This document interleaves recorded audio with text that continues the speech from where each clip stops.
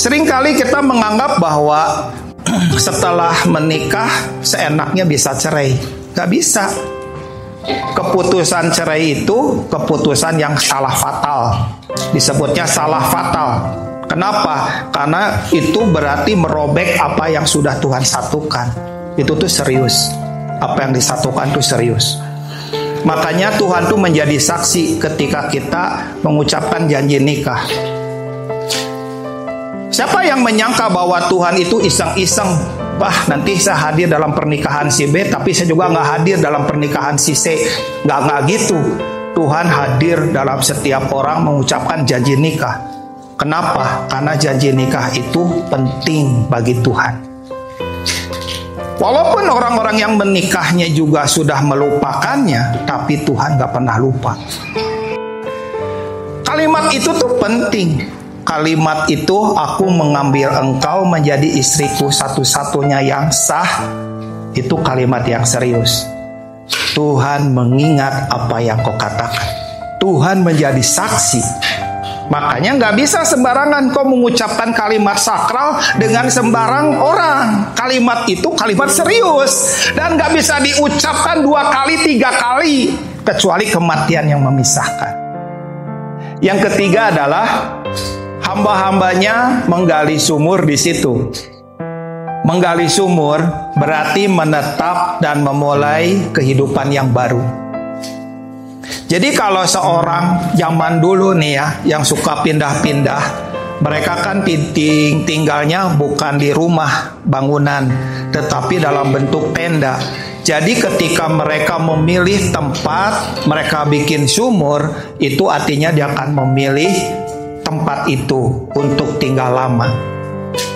Dia akan menetap di situ dan memulai kehidupan yang baru. Jadi kalau orang-orang zaman dulu sudah bikin sumur, itu ceritanya luar biasa. Tetapi orang yang bikin sumur nggak seperti Ishak. Ishak itu setiap kali bikin sumur, itu langsung keluar air. Itu aneh. Dengan dia membuat sumur terus, itu orang-orang Filistin ketakutan karena Ishak makin bertambah kaya dan bertambah kuat. Karena bikin sumur, sumur itu sumber. Sumur itu menentukan. Mau punya kambing domba berapa banyak, kalau airnya kurang, maka si kambing dombanya nggak bakal sebanyak kalau mereka yang punya sumur. Jadi sumur ini penting. Dalam hidupnya Ishak itu ada mezbah. Ini bercerita tentang penyembahan yang dibangun. Bercerita tentang kehidupan yang punya keterikatan yang kuat dengan Tuhan. Punya ketertarikan yang kuat dengan apa yang ada dalam hati Tuhan. Ishak itu membangun mezbah. Itu artinya membangun penyembahan.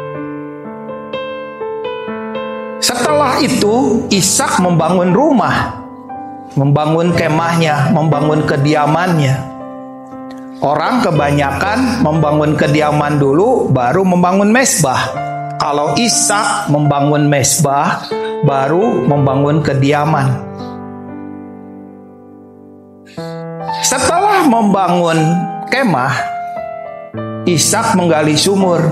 Ini bicara tentang produktivitas. Produktivitas itu gak banyak orang bisa. Makin produktif kita, makin banyak kerjaan yang kita bisa hasilkan.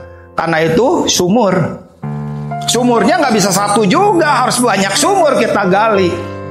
Harusnya kita adalah orang-orang gak cuma ngerjain satu bagian. Harusnya kita ngerjain banyak bagian. Banyak yang bisa kita kerjain. Kenapa? Karena produktivitas kita. Karena kita tuh orang-orang yang efektif. Itulah Ishak.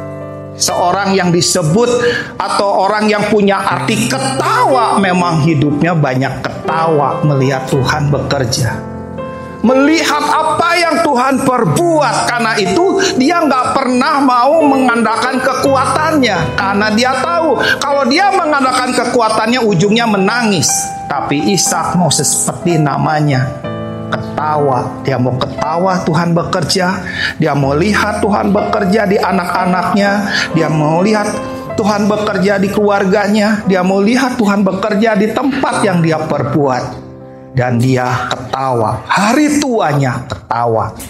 Itulah Ishak.